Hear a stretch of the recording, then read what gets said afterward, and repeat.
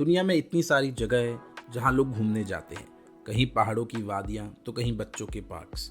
लेकिन अगर आप मुझसे पूछे तो मेरी फेवरेट जगह है समुद्र के पास।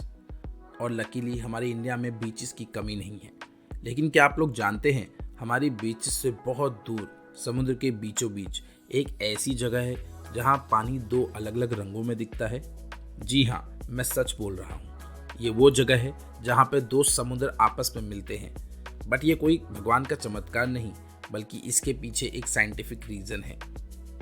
आप जब अर्थ को देखेंगे तो पता चलता है कि इसका कितना सारा हिस्सा पानी से भरा हुआ है और ऐसा लगता है जैसे कि सारा एक ही तो बड़ा समुद्र है जिसे लोगों ने अलग अलग नाम दे दिए हैं। लेकिन आप ये जान के हैरान हो जाएंगे कि ये एक दूसरे से अलग हैं और इनके भी बॉर्डर हैं। इन समुद्रों के बीच के बॉर्डर को कहते हैं ओशन क्लाइन, जैसे पैसिफिक ओशन और अटलांटिक ओशन के बीच का बॉर्डर। इसे देख के ऐसा लगता है जैसे कि वहाँ कोई अदृश्य बाउंड्री है जो दोनों को अलग अलग करती है। लेकिन कभी सोचा है आखिर ऐसा होता क्यों है? हमारे घर में तो जब पानी एक बर्तन से दूसरे में डालते हैं तो कोई बाउंड्री नहीं दिखती, तो यहाँ कैसे? क्योंकि इतना तो पक्का है कि समुद्र में एक्चुअल में कोई दीवार नहीं होती है जो इसको अलग करती है। तो चलिए जानते हैं आज इन कारणों के बारे में जो करती हैं हमारे समुद्रों का बंटवारा।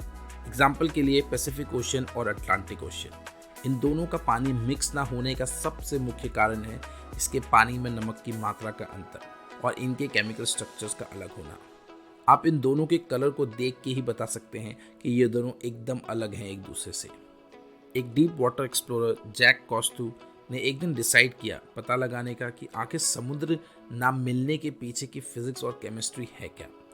इन्होंने पता लगाया कि एक प्रोसेस है जिसको कहते हैं हेलोक्लाइंस। इस प्रोसेस के हिसाब से अगर पानी में नमक की मात्रा 5 गुना या उससे भी ज़्यादा हो तो ये दूसरे पानी से मिक्स नहीं होगा।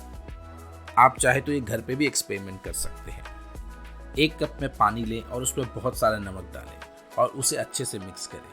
फिर धीरे धीरे उसमें फ्रेश वाटर मिक्स करें और आप देख पाएंगे कि पानी मिक्स नहीं होगा। अगला सवाल ये आता है कि दोनों समुद्र एक दूसरे के ऊपर या नीचे क्यों नहीं है, साइड बाय साइड क्यों? तो इसका कारण ये है कि पानी के ऊपर नीचे होने के लिए डेंसिटी का अलग होना ज़रूरी है। लेकिन पैसिफिक ओशन और अटलांटिक ओशन की डेंसिटी ऑलमोस्ट सेम है, जिसकी वजह से ये साइड बाय साइड रहते हैं। इनके मिक्स ना होने का एक और कारण है इनका बहाव। पृथ्वी के घूमने की वजह से नॉर्दर्न हेमिस्फेयर पे चीज़ें क्लॉकवाइज घूमती हैं और सदर्न हेमिस्फेयर पे एंटी क्लॉकवाइज, और इस फोर्स को कोरियोलिस फोर्स कहते हैं। हालांकि अर्थ के स्लो मूवमेंट की वजह से हमें वो फील नहीं होता, लेकिन समुद्रों का बहाव इससे इफेक्ट होता है।